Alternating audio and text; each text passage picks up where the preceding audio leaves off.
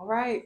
So, hey everyone. Today I'm in the office. I'm going to talk a little bit about how I run numbers on my investment properties to make sure they're worthwhile investing. So, stay tuned. Okay. So, the first thing that we're going to talk about, we're going to define our terms before we get into them. So, first, we're going to look into ARV. ARV stands for after repair value. After that, we're going to look into acquisition costs. That just means what the property sold for or how much it costs for us to purchase the property, rather. And rehab costs. That's pretty straightforward. That just means how much it took to rehab the home into what we want it to look like. All right. So the first property that we worked on, the last property, that I anticipated our ARV to be about 300. So the way that you determine your ARV is going to be based off comp. So as a realtor, I have access to the MLS. The MLS, I'm able to look at properties, compare them to the property that basically the finished product is going to look like, as far as bedrooms, baths, square footage, making sure that they're going to be comparable. And that'll help me determine the value of the property once we finish. So I determined the value of the property will be about 300,000. So our acquisition cost, it costs us 58K to buy the property. Now keep in mind we did not pay a full 58 grand for the property. In that case, if we did, we would own the property outright, but we didn't. Our lender gave us about 33,000 towards the deal, and we paid 25K out of pocket. So our rehab costs, and my husband, he's the contractor, so he kind of will finalize the rehab. That's not really what I do, but he estimated the rehab would be about 120 grand. Now we did turn this property into a duplex, so that's the reason why that the rehab cost is high. So we went from a single family to a duplex, so it's double the cost for everything. So about 120 grand is what we estimated the rehab cost to be. Okay, so let's get into the nitty gritty of it all. So we know that our lender gave us 33,000 towards the purchase price, and he gave us 120K for the rehab. So we're all in with our lender 153,000. So that's 120 plus 133.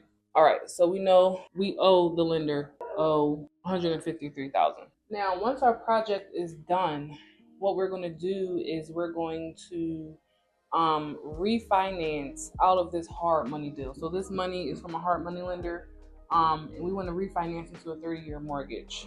So that process is called refinancing. So this is what we would call the BRRRR strategy. So you want to buy, rehab, refinance, and repeat.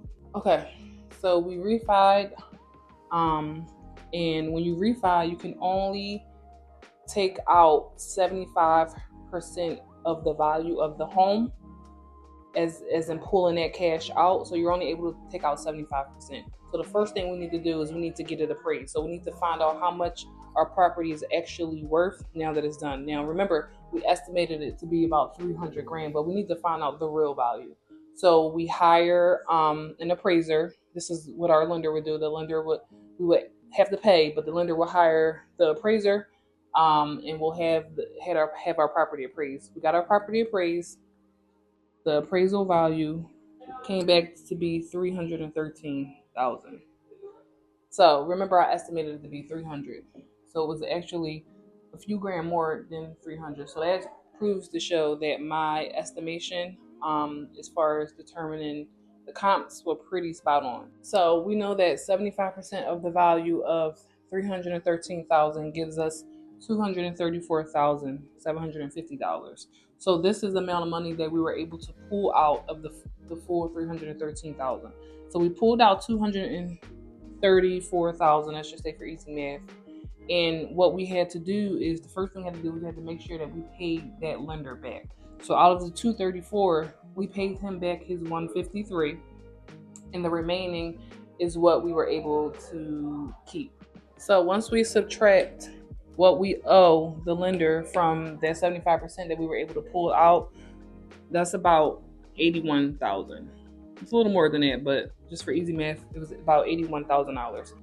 That's separate from the monthly rental income that we would get. So we got this on a refi at 81 grand. We paid some debt off with it and we just kind of rolled it into the next property. So now we're going to talk about the monthly income made from this one property. Okay, so with this property, we have Unit A and Unit B.